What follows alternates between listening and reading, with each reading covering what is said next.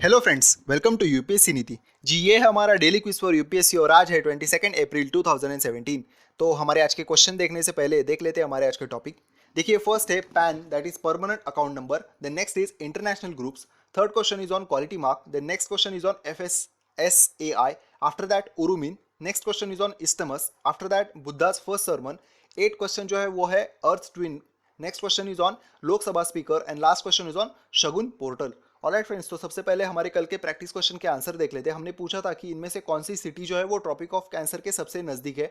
तो इसका आंसर जो है वो है बी, कोलकाता। तो देखिए यहाँ पे जी दिल्ली नहीं है, दिल्ली यहाँ पे बहुत ऊपर है। जोधपुर जो है वो राजस्थान में यहाँ पे है, साथ ही साथ नागपुर जो है वो महाराष्ट्र के ईस्ट साइड में यहाँ पे, और ये भी कुछ डिस्टेंस पे है। लेकिन कोलकाता जो है वो वेस्ट बंगाल यहाँ से मतलब बहुत ही पास है, ठीक है। तो और ये भी बात देख लीजिए कौन कौन से स्टेट से जो ट्रॉपिक ऑफ कैंसर जो है वो हमारा गुजरता है। सो फर्स्ट है गुजरात, तो यहाँ पे है गुजरात। नेक्स्ट इज राजस्थान, यहाँ पे छोटा सा पार्ट है राजस्थान का जो यहाँ से गुजरता है tropic of cancer. Next is Madhya Pradesh, Chhattisgarh, Jharkhand, West Bengal, Tripura and Mizoram. Alright friends, तो और एक जो क्वेश्चन था हमारा कि अगर लोकसभा और राज्यसभा के बीच में जो जॉइंट सिटिंग बुलाई जाती है वो किस इनमें से किस लेजिस्लेशन के लिए अगर डेडलॉक हो जाए तो बुलाई जाती है। तो इसका आंसर जो है वो है ऑर्डिनरी। ऑर्डिनरी बिल होगा तो ही जॉइंट सिटिंग जो है बुलाई जाती है। Money bill pay supreme Lok Sabha को सुप्रीमसी है, और कॉन्स्टिट्यूशनल अमेंडमेंट बिल अगर कोई होगा तो दोनों को अच्छे से खुद से ये पास करना होगा, ठीक है। तो देखते हैं हमारे कौन से फ्रेंड्स ने इसका सही आंसर दिया है। जी आज बहुत ज़्यादा नाम है, तो देख लीजिए। सबसे पहले अंशु, गौरव, रामकृष्ण, दीपक, जिष्णा, ज्योति, गजानन, उमेश, प्रीति, साथ ही साथ और कौन है, प्रदीप, संदीप, शेख अंजुम, सुंदरम, अभिनव, आशु एंड आकाश। तो आज के भी हमारे आंसर दीजिए। हम देखते हैं हमारा पहला क्वेश्चन।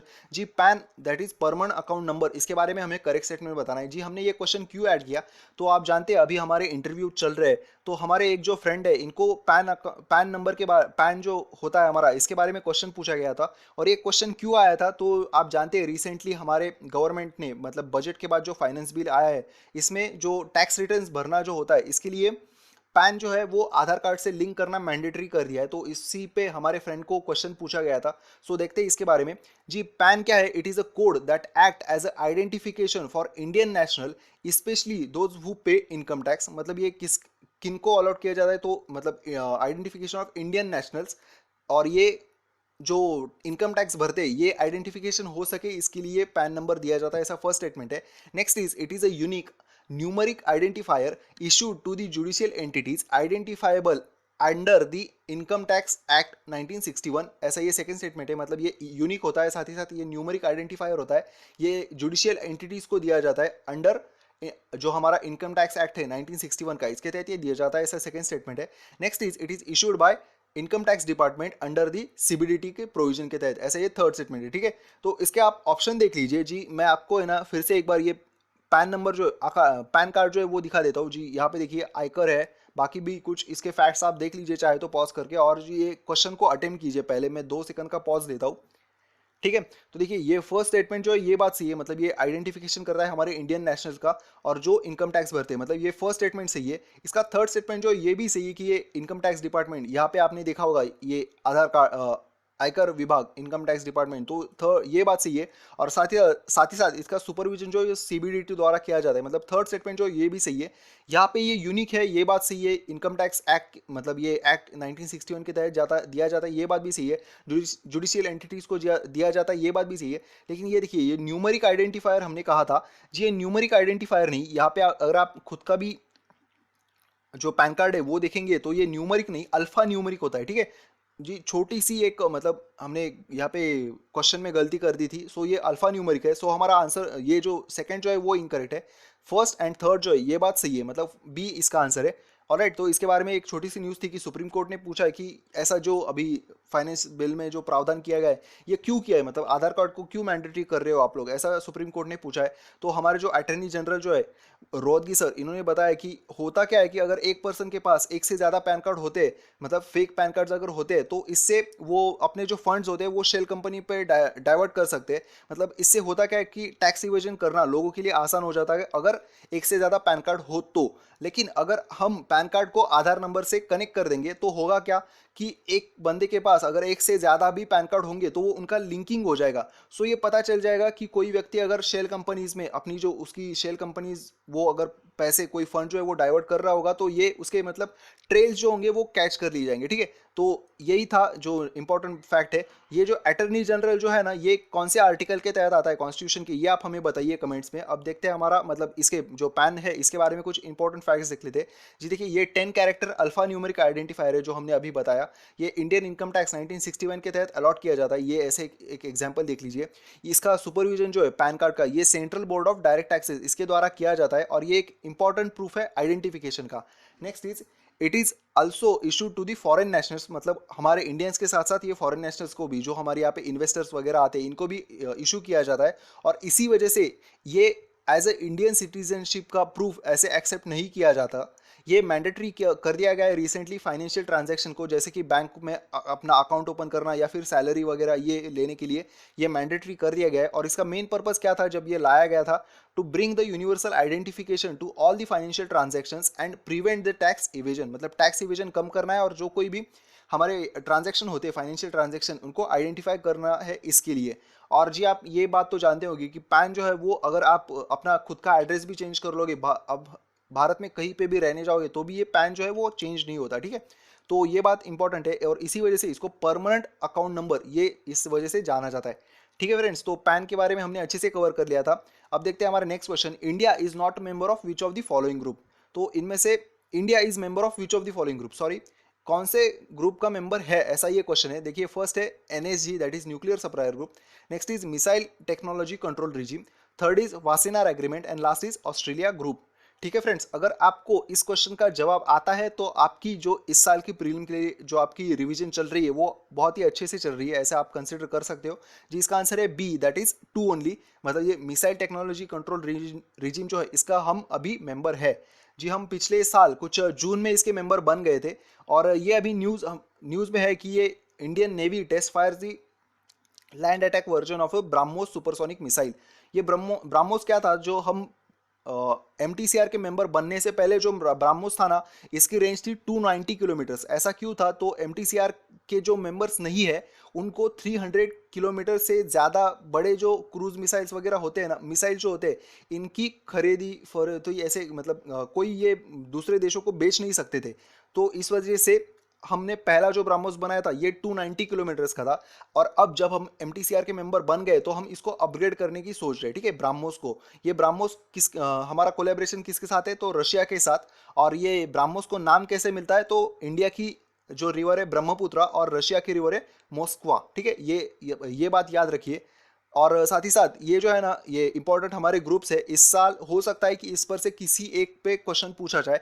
तो ये आज आपके लिए होमवर्क है जी। आपको इन चारों ग्रुप्स के बारे में कुछ ना कुछ इन्फॉर्मेशन आप देख लीजिए।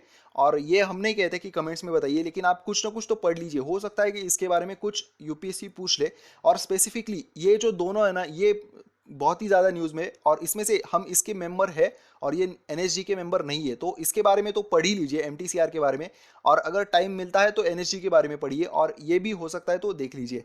अब हम देखते हैं हमारा थर्ड क्वेश्चन जी, क्वालिटी मार्क, इसके बारे में हमें करेक्ट स्टेटमेंट बताना है। ये क्वालिटी मार्क क्या है, इसके बारे में देखिए correct statement. So first is quality mark award scheme for the dairy cooperatives initiated by NDDB. मतलब ये क्वालिटी मार्क जो है वो स्कीम है, अवार्ड स्कीम है फॉर डेयरी कोऑपरेटिव्स। और ये किसके द्वारा इनिशिएट कर दी गई है, तो एनडीडीबी। और ये एनडीडीबी क्या है, तो देखिए नेशनल डेयरी डेवलपमेंट बोर्ड, ठीक है, ये एनडीडीबी है। और सेकंड स्टेटमेंट देखते हैं हमारा, NDDB is in the process of registering the quality mark logo, ये quality mark logo under the trademark act 1998। मतलब फर्स्ट स्टेटमेंट हो गया कि ये स्कीम है जो एनडीडीबी द्वारा इनिशिएट की जा रही है।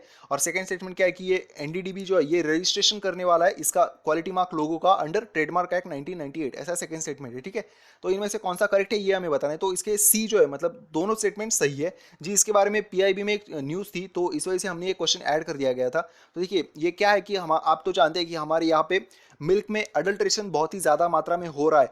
तो एक मतलब कंज्यूमर जो है हमारे मिल्क के, इनको भी एक कॉन्फिडेंस आ जाए कि जो हम मिल्क खरीद रहे हैं वो अच्छे क्वालिटी का है। तो इसीलिए मतलब ऐसे ही सोच से ये एक इनोवेटिव एक इनिशिएटिव स्टार्ट करने वाले अंडर वाइट रिवोल्यूशन जो है हमारा अंडर अम्ब्रेला स्कीम, इसके तहत। और ये कौन स्टार्ट करने वाला है, तो department of animal husbandry dairying and fisheries, इनके द्वारा ये स्टार्ट करने वाले जी। इसका नाम है quality mark award scheme for dairy cooperatives, ठीक है, dairy cooperatives to promote and encourage the enhancement of the safety, quality and hygiene of the milk and milk products manufactured by daily dairy cooperatives, ठीक है। तो ये बात याद रखिए। Next क्या है कि इसका एम क्या है, to bringing about the process improvement in the entire value chain from the producer to the consumer to ensure availability of safe and quality of milk produced from both domestic and foreign market। मतलब ये भी याद रखिए कि इसका मतलब जो पूरा कवरिंग एरिया जो है वो डोमेस्टिक भी है और फॉरेन मार्केट भी है, और इसमें मेन जो हमने बताया कि अडल्ट्रेशन होता है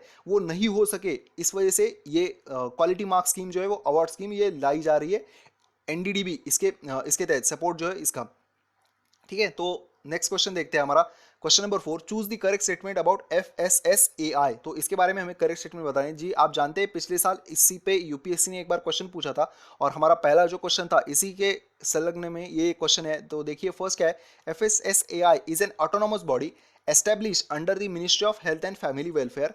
तो ये ऑटोनोमस बॉडी और ये इस मिनिस्ट्री के अंडर आता है, ऐसा फर्स्ट स्टेटमेंट है। Next is FSSAI has been establish after the India launch national food security mission, ठीक है। मतलब ये जो FSSAI जो बनाई गई थी ये कब बनाई गई थी, तो जब हमने नेशनल फूड सिक्योरिटी मिशन जो है वो लॉन्च किया था, तो इसके बाद बनाई गई थी, ऐसा ये सेकंड स्टेटमेंट है। एंड थर्ड इज, ये जो बॉडी है it is responsible for protecting and promoting the public health through regulation and supervision of food safety, ठीक है। तो मतलब ये क्या काम करती है, ऐसा ये थर्ड स्टेटमेंट है जी। देखिए ये इसका आंसर देने के लिए हमें ये पता होना चाहिए कि ये जो नेशनल फूड सिक्योरिटी मिशन जो ये कब लॉन्च किया गया था। तो ये लॉन्च किया गया था हमारा लगभग कुछ 2007-8 में, ठीक है, 2007-8 में। तो मतलब ये और FSSAI ये कब बनाई गई थी, तो 2006 में, ठीक है। मतलब ये जो है ये सेकेंड स्टेटमेंट ये इनकरेक्ट है, हमारा आंसर जो है वो है 1 और 3। सो इसका आंसर है सी जी। हमने ये क्वेश्चन ऐसा क्यों फॉर्म किया, तो जी देखिए मेन बात क्या है ना, तो ये FSSAI पिछले साल पूछी गई थी, ठीक है। और ये क्यों पूछा गया था, तो इसको बनाए हुए 10 साल हो गए थे, और ये जो है ना हमारा नेशनल फूड सिक्योरिटी मिशन, इसको इस साल 10 साल हो रहे। सो हो सकता है कि इस पे मतलब नेशनल फूड सिक्योरिटी मिशन पे कोई सवाल इस साल पूछा जाए। तो देखिए ये क्या है, तो ये पहले तो हम ये देख लेते हैं सबसे पहले FSSAI के बारे में। It has been establish under the food safety and standard act 2006 which is consolidated statute related to the food safety and regulation India, ठीक है। मतलब ये इस एक्ट के तहत बनाया गया था, ऐसा ये याद रखिए। मतलब हो सकता है एक बार ऐसे ही उड़िया लैंग्वेज के बारे में यूपीएससी ने कॉन्जिक्यूटिव ईयर सेम क्वेश्चन पूछा था। सो ये बात याद रखिए। नेक्स्ट क्वेश्चन देखिए कि ये जो नेशनल फूड सिक्योरिटी मिशन जो है ये सेंट्रल स्पॉन्सर्ड स्कीम है, launch in 2005 for the 5 years to increase the production of and productivity of wheat, rice and pulses. मतलब ये जब फर्स्ट फेज में लाया गया था तो सिर्फ 3 जो है यहाँ पे व्हीट, राइस एंड पल्सेस, इस पे ध्यान दिया गया था। और जब ये सॉरी बाद में देखते हैं इसके बारे में, और एक जो स्टेटमेंट था वो। और ये FSSAI जो है इसका हेडक्वार्टर कहाँ पे है, तो न्यू दिल्ली में, और इसके और भी 6 रीजनल ऑफिसेस है, दिल्ली में, गुवाहाटी में, मुंबई, कोलकाता, कोचीन एंड चेन्नई, यहाँ पे, ठीक है। तो ये जो है नेशनल फूड सिक्योरिटी मिशन, इसके बारे में हम और कुछ फैक्ट्स देख लेते जी। ये 2007 में लॉन्च किया गया था, और इसका तब मेन मिशन क्या था, to increase the production of rice by 10 million tons, wheat by 8 million tons and pulses by 2 million tons। और ये प्लान कब के लिए था, तो 11th प्लान जो हमारा 5 year प्लान था तब के लिए बनाया गया था।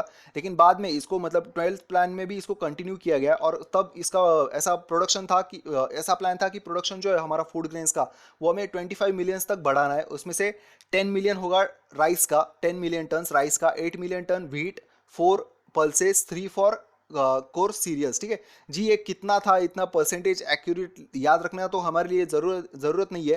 लेकिन हमने ये क्वेश्चन, जैसे कि हमने कहा कि इस मिशन को 10 साल हो रहे हैं, और साथ ही साथ इस साल हमारा 12th 5 year प्लान जो था वो भी खत्म हो गया है जी। नीति आयोग के बाद अभी ऐसी बात तो है नहीं कि नया मतलब 13th 5 year प्लान आएगा, तो ये बात तो है ही नहीं। तो एक बार मतलब कुछ फैक्ट्स जो होंगे हमारे 12th 5 year प्लान के, वो एक बार रिवाइज कर लीजिए।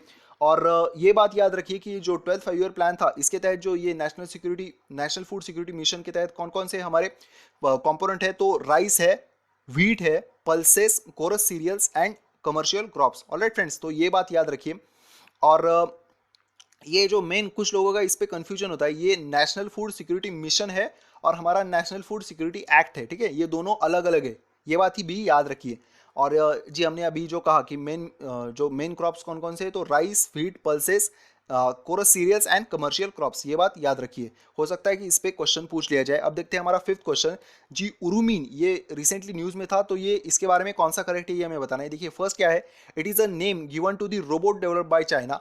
Next is it is chemical used in the Syrian chemical attack. Next is it is a drug used to treat tuberculosis, and last is it is a skin mucus secreted by a colorful frog species found in Kerala। ठीक है, तो ये fourth statement हो गया जी। देखिए कि ऐसा अगर चाइना द्वारा कोई रोबोट डेवलप किया जाएगा तो इसका नाम थोड़ा कॉम्प्लिकेटेड होगा। ठीक है, मतलब ऐसा उरुमिन हमारे पढ़ने के लिए थोड़ा कॉम्प्लिकेटेड होगा, आप जानते हैं चाइनीज नाम वगैरह कैसे होते हैं। सो ये फर्स्ट स्टेटमेंट नहीं है, हम ऐसा कंसिडर कर सकते हैं जी। रशिया में जो केमिकल अटैक्स हुआ इसके लिए कौन सा केमिकल यूज किया गया, अब तक तो कोई सामने बात आई नहीं है। सो ये भी नहीं है, मतलब 1 और 2 नहीं, ये हम बता सकते हैं।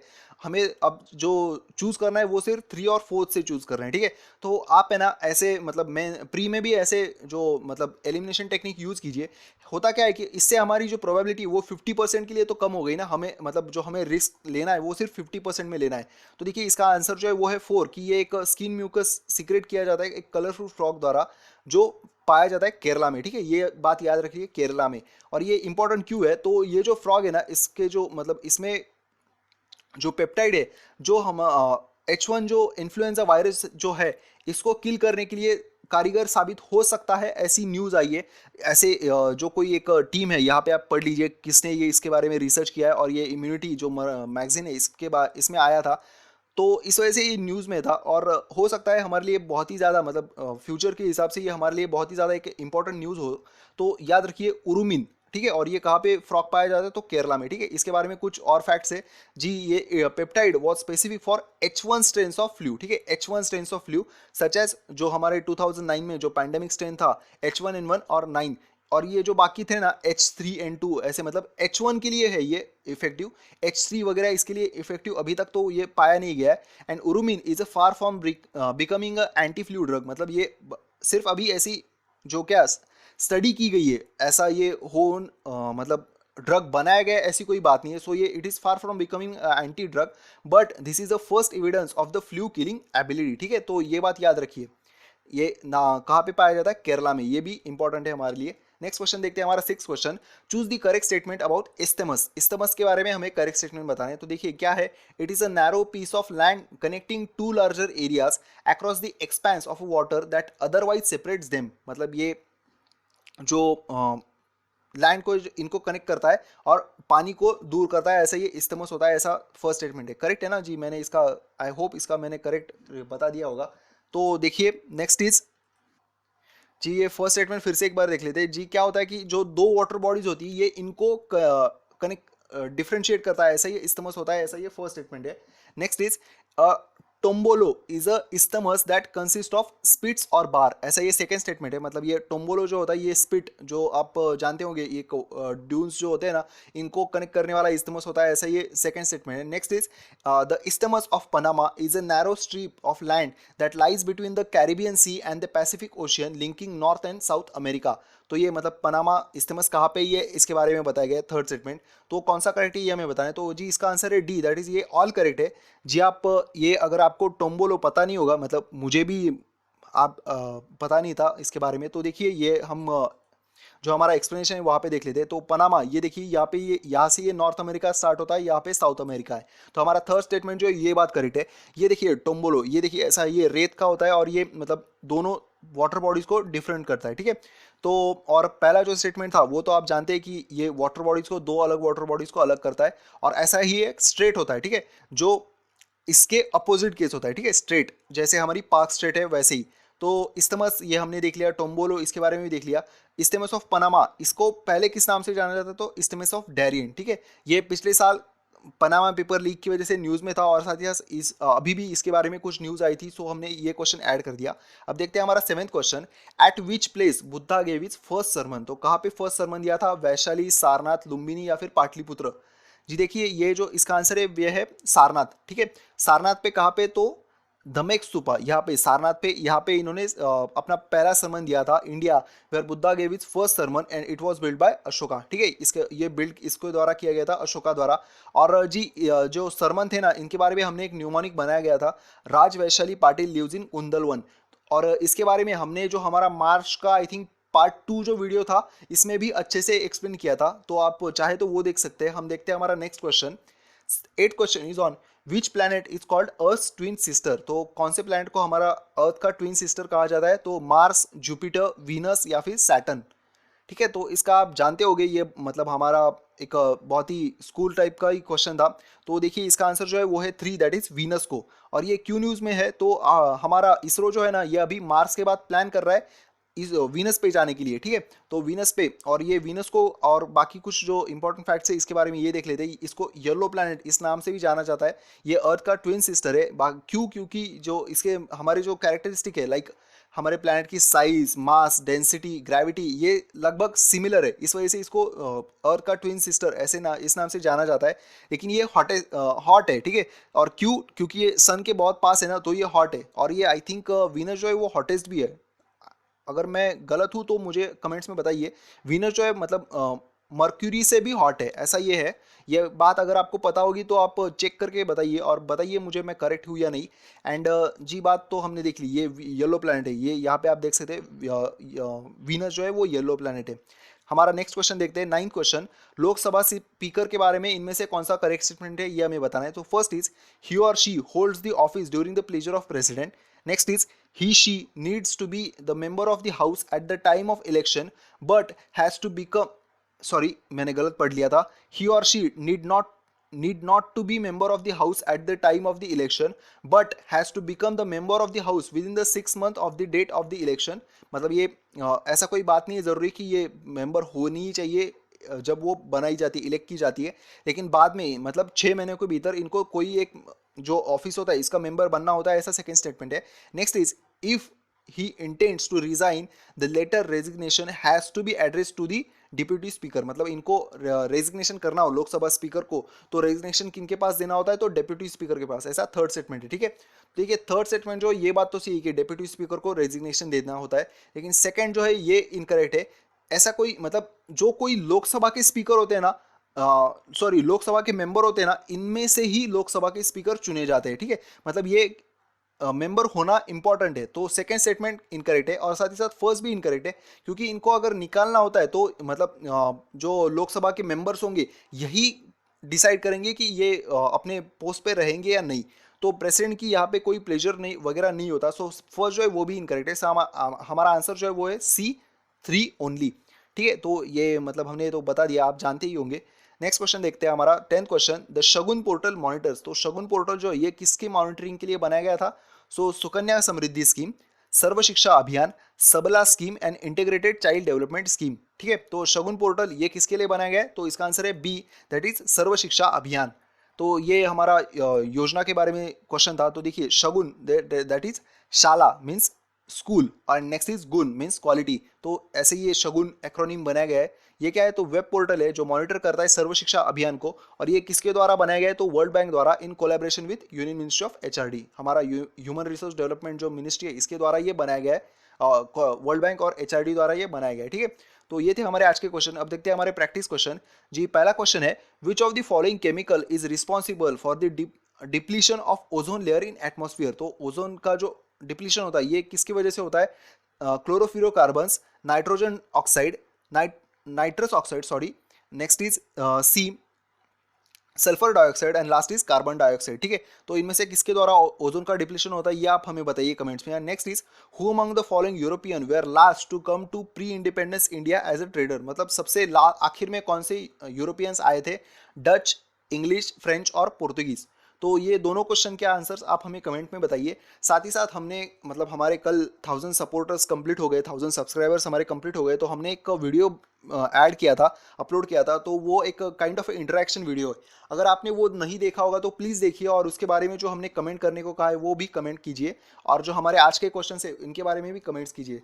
ठीक है फ्रेंड्स, मिलते हैं कल हमारे प्रैक्टिस रिवीजन वीडियो में। So thank you so much, have a happy wonderful day ahead, keep studying.